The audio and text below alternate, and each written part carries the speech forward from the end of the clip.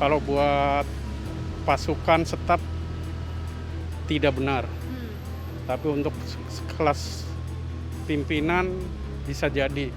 Kalau penghasilan saya pribadi ya cukup buat biaya anak sekolah dan tempat tinggal lah, bayar kontrakan gitu, Mbak. Kalau untuk masalah gaji sih, saya pribadi kan masih honorer. Jadi menurut saya itu tidak benar sekali. Karena saya masih honorer. Heo, ada apa hari ini? Nah, gaji atau tunjangan yang diberikan kepada Satpol PP atau Satuan Polisi Pamong Praja baru saja ditambahkan dan itu mengundang komentar dari masyarakat. Pemerintah DKI Jakarta memberikan tambahan hingga 57,87 juta rupiah. Gaji tunjangan yang diberikan per bulan tadi itu belum termasuk gaji pokok. Di mana sebenarnya gaji pokok yang diberikan itu pun lebih tinggi daripada gaji pokok menteri ataupun presiden. Dan gaji pokok presiden itu 6 kali gaji pokok dari pejabat tinggi negara, yaitu adalah Rp30.240.000 per bulan.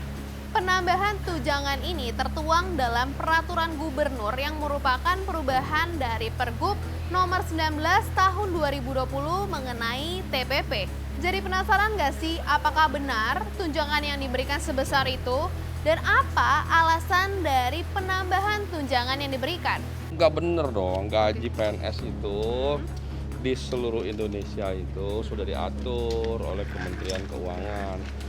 Gajinya semua sama, ada aturannya ya, sesuai dengan golongan, jenjang, dan jabatan masing-masing ya.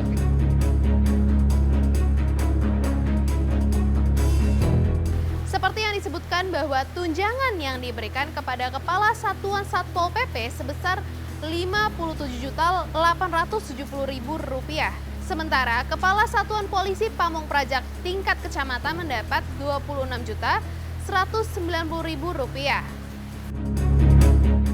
Bisa dilihat juga rincian gaji pokok pejabat Satpol PP DKI Jakarta, yaitu adalah gaji Satpol PP DKI mulai dari Satpol PP Eselon 1 sebesar Rp50 juta. Eselon 2 mendapat Rp28 juta. Satpol PP Eselon 3 Rp10.550.000. Satpol PP Eselon 4 Rp6.560.000 dan untuk staf Rp5.850.000 untuk gaji pokok yang tercatat sebagai gaji pokok Satpol PP Provinsi DKI Jakarta. Meski penambahan tunjangan ini diberikan sesuai dengan nama jabatan, posisi jabatan maupun tanggung jawab yang diberikan, namun tentu penambahan ini mengundang pro dan kontra baik itu dari masyarakat maupun dari Satpol PP itu sendiri. Karena di setiap daerah tentunya gajinya berbeda-beda dan DKI memiliki anggaran yang jauh lebih besar. Kita tidak bisa membandingkan antara Jakarta misalnya dengan Papua, antara Jakarta dengan provinsi lainnya. Karena kalau dilihat secara detail, APBD DKI Jakarta itu kan sekitar 78 triliun. Ya kan, 78 triliun yang mana sekitar 20 triliunan itu dipakai untuk belanja pegawai. Sedang kita kembali ke awal, 78 triliun ini merupakan APBD terbesar di seluruh Indonesia. Begitu. Sehingga DKI Jakarta memiliki ruang fiskal yang lebih leluasa untuk menentukan besaran gaji gitu kan yang diberikan kepada PNS di daerah tersebut. Kenapa kok tunjangan itu hanya diberikan ke pejabat struktural, kira-kira begitu kan, yang memiliki jabatan. Kenapa kok tidak juga secara utuh begitu kan, dari level atas sampai level fungsional sampai level yang ada di lapangan. Karena juga teman-teman Satpol PP yang berada di lapangan itu juga memiliki beban yang saya kira cukup ya sebanding gitu kan. Nah, karena sudah saya mengabdi teman-teman semua 17 tahun di DKI ini.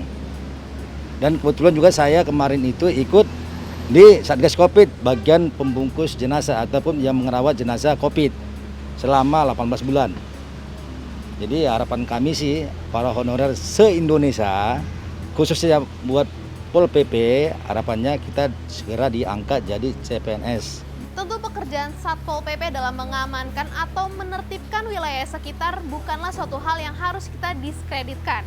Tentu itu adalah hal yang sangat penting dan semoga tanggung jawab yang diberikan juga setara dengan gaji yang diberikan.